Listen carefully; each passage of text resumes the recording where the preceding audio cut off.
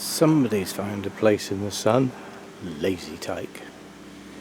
It's a 2-year cycle with Mojo, but every 2 years, come late spring, his fur gets really matted, and in the past he's had to go to the vet and be shaved.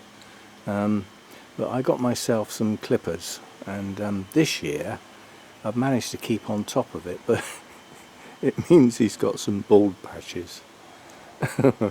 They soon grow back. Soon he will have a nice fluffy coat again without any matted bits. I've got most of them off now. I've just got one near his tail which he objects to me getting anywhere near, but I'll get him eventually. Anyway, what this video is about is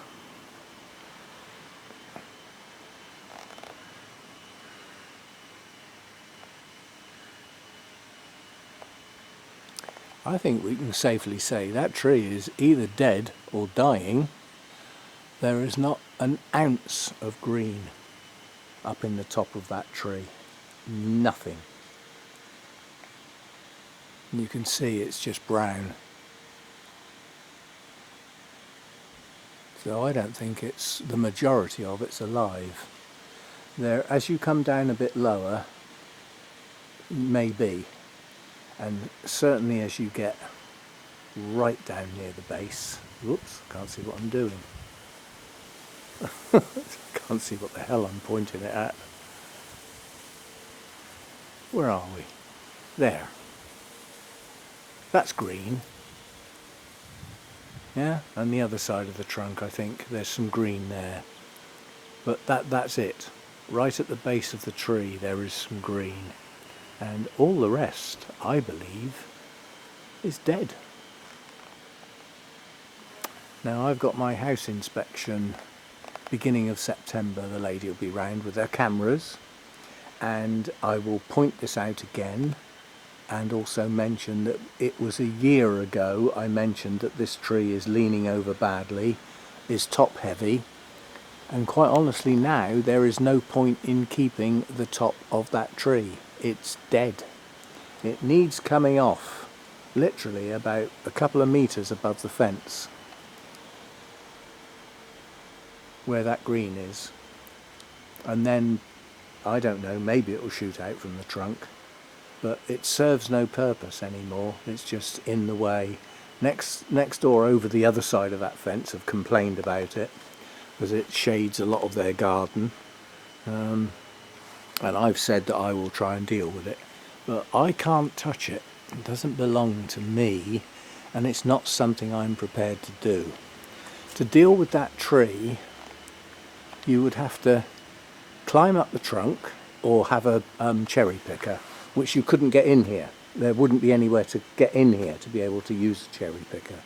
So you'd have to climb up those branches, which would actually be quite easy because they're like stepping stones, up the trunk, up to where that sort of knot is, and then you'd have to get a chainsaw and cut the top off. And the top would have to be strapped so that it didn't fall, so that it actually remained suspended and could be lowered down. And that's not a job for me. That's definitely not a job for me. I'm not attempting to go anywhere near that.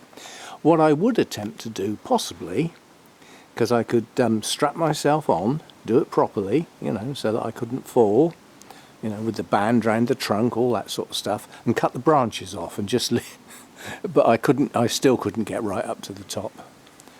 That's a long way up. And whenever you say there's a long way up, there's also an awful long way down. Right, other things going on. This bamboo, I've got to do something about it, and I have said I would. What I'm hoping to do is a blue butterfly. You can possibly see that. There's quite a few in here. We've had holly blues and common blues in the garden today, but basically this bamboo, what I'm hoping to do is, with the chainsaw and some protective clothing, because there's brambles in there, there's prickles inside that bamboo, is get in there and trace these long tall bits down into the bundle and cut them off with the chainsaw, and then just throw them out so that they're gone. And that will leave the normal stuff, which I think I can then trim back with the hedge trimmer. So that's the initial plan. But if that's not going to get done by the time the lady comes to do the inspection of the house. So that will be the only job in the garden left outstanding. And given the amount of work I've done this year, there better not be any complaints. Seriously, there better not be any complaints. So that's where we are. And we've had some nice butterflies in the garden today.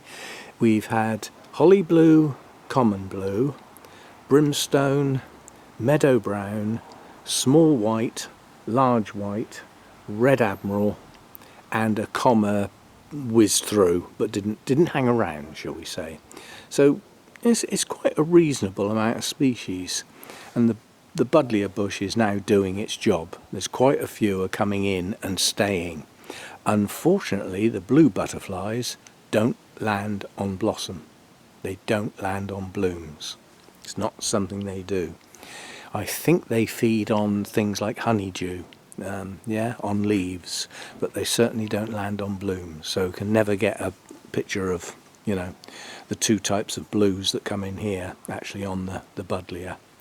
They land up in that hedge occasionally, just on the leaves, and occasionally they'll land on the top of this bush. But that's it.